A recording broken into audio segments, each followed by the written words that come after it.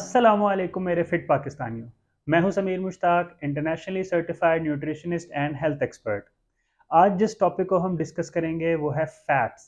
मैंने आपको पहले बताया था कि न्यूट्रिशन में जो तीन मेजर मैक्रो न्यूट्रिएंट्स हैं उसमें प्रोटीन, कार्बोहाइड्रेट्स और फैट्स आते हैं। और आज उसमें से हम एक इम्पॉर्टेंट माइक्रो न्यूट्रिएंट डिस्कस कर रहे हैं जो है फैट्स। फैट एक मशहूर ज़माना कंट्रोवर्शियल मैक्रोन्यूट्रिएंट है। इसके बारे में आपको मार्केट में बहुत सी कुछ मिथ्स मिलेंगी, कुछ फैक्ट्स मिलेंगे। कोई आपको कहेंगे कि आपने कीटोजेनिक डाइट यूज़ करनी है। अब ketogenic diet is all about fats and proteins. फिर आपको कोई ऐसे हेल्थ एक्सपर्ट्स मिलेंगे मार्केट में जो कहेंगे कि fats, eat fats to burn fats. बाकी आपको कुछ ऐसे भी मिलेंगे जो कहेंगे कि आपने अपनी डाइट से ऑयल, घी और जिस भी तरह के फैट्स जो मैं आपको अभी डिटेल में आगे बताऊंगा कि आपने अपनी डाइट से ये सारे एक्सक्लूड कर देने हैं अपने फिटनेस गोल अचीव करने के लिए। अब लेकिन जो इन्फॉर्मेशन अभी मैं आपको देने वाला हूँ, जिस तरह मैं आपको हमेशा कहता हूँ कि वो साइंटिफिकली प्रूवन इन्फॉर्मेशन है। जो बात मैं आपको इस चैनल पे कहूँगा आप उसको गूगल या रिसर्च पेपर, पेटेंट्स, आप इनसे क्रॉस वेरीफाई ज़रूर किया करें। ये मैं आपको इसीलिए कहता हूँ ताकि आप में कॉन्फिडेंस आए सेल्फ रिसर्च का, ताकि आपको मार्केट में कोई भी चूना ना लगा सके। इन शॉर्ट, फैट्स के मतलब मैं एक आपको बेसिक इन्फॉर्मेशन दे दूं, वो ये है कि fats can be your best friend और can be your worst enemies. ये आप पे डिपेंड करता है कि आप फैट्स को कैसे ट्रीट करते हैं। आप क्या उन्हें अपना बेस्ट फ्रेंड बना लें उसको प्रॉपरली अपनी डाइट में यूज़ करके, या आप उसकी एक्सेसिव और अनहेल्दी फैट्स यूज़ करके आप उसको अपना वर्स्ट एनिमी बनाएं। डेफिनेशन की तरफ आते हैं। फैट्स की जो बेसिक डेफिनेशन आपको इंटरनेट से मिल जाएगी वो है कि fats is a collection of molecules known as triglycerides. Bookish definition है, इसको याद करने की, रट्टा लगाने की कोई ज़रूरत नहीं है। Just for understanding, just formality मैं आपको ये बता रहा हूँ कि तीन फैटी एसिड्स एक ग्लिसरॉल के मॉलिक्यूल के गिर्द बॉन्ड बनाते हैं। It's pure chemistry. ट्राइग्लिसराइड्स बनते हैं और वो ट्राइग्लिसराइड्स हमारी बॉडी में स्टोर होते हैं जिसको हम कॉमनली कहते हैं फैट्स। फैट्स हमारे पास दो तरह के होते हैं, एक सॉलिड स्टेट में होता है, एक लिक्विड स्टेट में होता है। जो ऑयल्स हम खानों में इस्तेमाल करते हैं वो ऑयल्स भी हमारे फैट्स हैं लिक्विड स्टेट में। और घी जो हम यूज़ कर रहे होते हैं वो भी हम खानों में अक्सर यूज़ कर रहे होते हैं। देसी घी भी उसकी एग्जांपल है। कोकोनट का घी अगर हम बनाए, कोकोनट ऑयल का जो घी बनता है, ये रूम टेम्परेचर पे सॉलिड हालत में होते हैं, इसीलिए हम उनको सॉलिड स्टेट फैट्स कह रहे होते हैं। एक कॉमन अंडरस्टैंडिंग का पॉइंट है, आपने अपने जहन में रखना है कि फैट्स जिनका मेल्टिंग पॉइंट, जिनके पिघलने का पॉइंट रूम टेम्परेचर, जिस तरह हमारा रूम टेम्परेचर आजकल गर्मियों में 28, 29 या समटाइम्स 33, 34 के करीब भी जा रहा होता है। जो हमारे फैट्स जिनका मेल्टिंग पॉइंट 34, 35 डिग्रीज के करीब है, वो इन हालात में, गर्मियों के सीज़न में या इवन सर्दियों में भी, जब आपका एम्बिएंट टेम्परेचर 30 प्लस है, तो वो आपको लिक्विड हालत में मिलेंगे। अगर उनका मेल्टिंग पॉइंट 40 डिग्रीज, 50 डिग्रीज है, तो इतना हमें कभी भी एटमॉस्फेयर में टेम्परेचर नहीं मिल रहा होता। अगर शदीद गर्मियों के दिनों में भी बाहर आपको टेम्परेचर इतना ज़रूर मिलेगा, आप न्यूज़ में भी देखते होंगे कि 50, 52 डिग्रीज तक टेम्परेचर चला गया है। लेकिन घरों के अंदर, किचन वगैरह में जो टेम्परेचर होते हैं वो नॉर्मली 30 से 35 के दरमियान में वेरी कर रहे होते हैं। कभी भी आपको बाहर रोड टेम्परेचर या बाहर एनवायरनमेंट का टेम्परेचर घर के अंदर नहीं मिलता।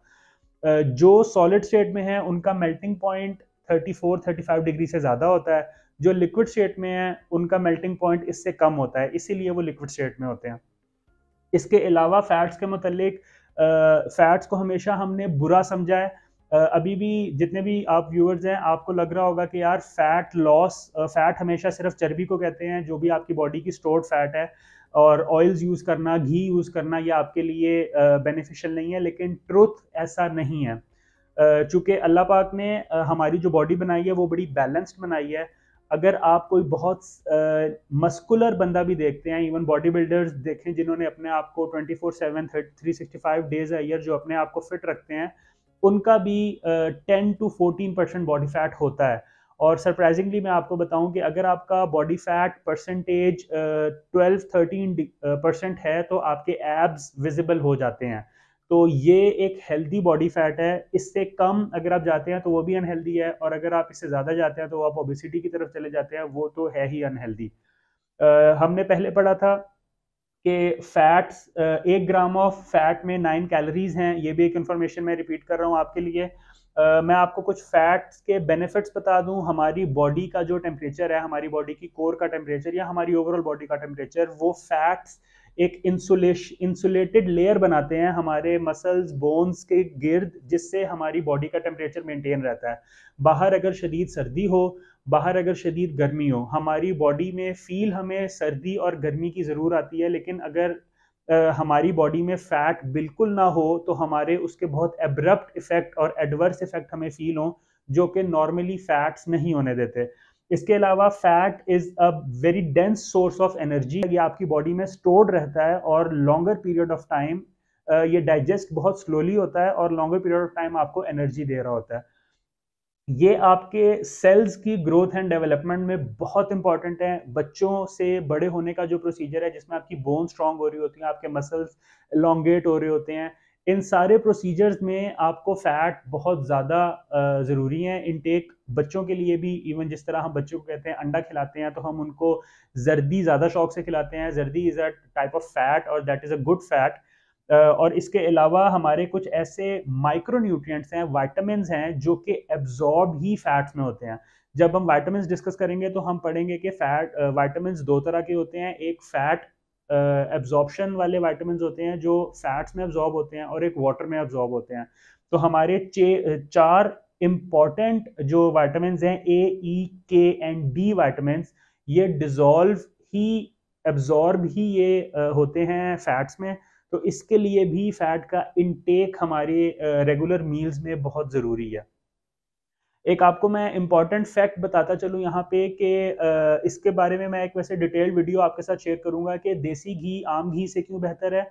और इसके अलावा मैं आपको ये भी बताऊँगा कि ऑलिव ऑयल्स या कॉर्न ऑयल्स जो हैं, ये हमारे जो हम नॉर्मल कुकिंग ऑयल यूज़ कर रहे होते हैं, डालडा, कश्मीर या जिस भी कंपनी के हम यूज़ करते हैं, उनसे हमारे ये ऑलिव ऑयल्स और जो हमारे कॉर्न ऑयल्स हैं, ये क्यों बेहतर है।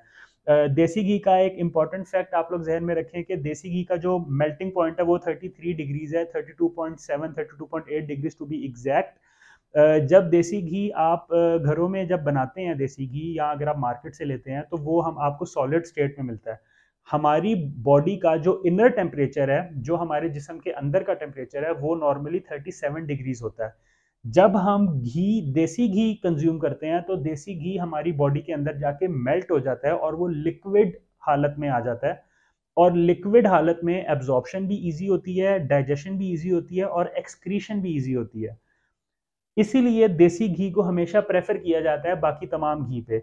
जो बाकी घी आपको मार्केट में मिलते हैं, वो बेसिकली बनते हैं पाम ऑयल से, पाम से बनते हैं, और उनका जो मेल्टिंग पॉइंट है वो 39 या इसके ऊपर होता है। हमारी बॉडी का टेम्परेचर कितना है? 37 डिग्रीज। और जो घी हम बाहर का लोकल घी जो कंज्यूम करते हैं, उसका टेम्परेचर कितना है मेल्टिंग का? 39 डिग्रीज। इसका मतलब कि जब हम वो घी कंज्यूम करते हैं, तो वो हमारी बॉडी में जाके जम जाता है, सॉलिडिफाई हो जाता है, क्योंकि उसका मेल्टिंग पॉइंट हमारी बॉडी के टेम्परेचर से भी ज़्यादा होता है। हमारी बॉडी मैक्सिमम 37 डिग्रीज तक लेके जाएगी और वो सॉलिड स्टेट में ही रहेगा। इस वजह से वो आपको कार्डियक इश्यूज भी ट्रिगर होते हैं, ज़्यादा घी की इनटेक से कोलेस्ट्रॉल के इश्यूज भी उसमें ट्रिगर होते हैं, आपको डाइजेशन में भी इश्यूज होते हैं, आपका सीना भी भारी रहता है, आपको गले में भी फील होता है। हम जिसे तालू कहते हैं, मुंह के ऊपर वाली जगह, वहाँ पे भी हमें अक्सर सीख कबाब खाने से या घी के पराठे खाने से हमें वो फीलिंग आती है। ये सारी चीज़ें इसलिए हैं क्योंकि हमारी बॉडी के टेम्परेचर से घी का मेल्टिंग पॉइंट ऊपर होता है, जिस वजह से हमारी बॉडी में जाके घी मेल्ट नहीं होता, घी सॉलिड हालत में ही रहता है। तो इसीलिए आपने अपने फूड चॉइसेस में इस चीज़ का ख़ास ख्याल रखना है कि अगर आप नॉर्मल घी से देसी घी अगर आप अफोर्ड कर सकते हैं, तो आप देसी घी कंज्यूम करें। फैट्स के बारे में मज़ीद हम आगे बढ़ते हैं। फैट्स हमारे पास इसकी मज़ीद क्लासिफिकेशन दो तरह की है। फैट हमारे पास सैचुरेटेड फैट्स भी होते हैं और अनसैचुरेटेड फैट्स भी होते हैं। सैचुरेटेड फैट में हमारे सॉलिड स्टेट फैट्स ज़्यादातर आ जाते हैं, जिसमें हमारा घी है, पाम ऑयल है, कोकोनट ऑयल है, मीट, चीज़, हमारे गोश्त वगैरह में भी जो घी है, एनिमल फैट नॉर्मली जिसे कहते हैं, वो भी सैचुरेटेड फैट की कैटेगरी में ज़्यादा आता है। क्योंकि हम कुर्बानी के दिनों में हमने अक्सर देखा है, जानवरों में जो चर्बी हमें नज़र आती है, वो भी प्योर फैट है और वो सॉलिड स्टेट में है, वो सैचुरेटेड फैट की एग्जांपल है। अनसेचुरेटेड फैट्स में हमारे पास ऑयल्स नॉर्मली आ जाते हैं जो हम घरों में कंज्यूम करते हैं, और इसके अलावा नट्स, जितने भी नट्स हैं, आलमंड्स, वॉलनट्स, इवन पीनट्स, ये सारे नट्स जो हैं ये एक बहुत अच्छा सोर्स ऑफ फैट है। हम इन्हें कंज्यूम करें अपनी फैट रिक्वायरमेंट पूरी करने के लिए तो ये हमारे लिए ज़्यादा बेनिफिशियल है।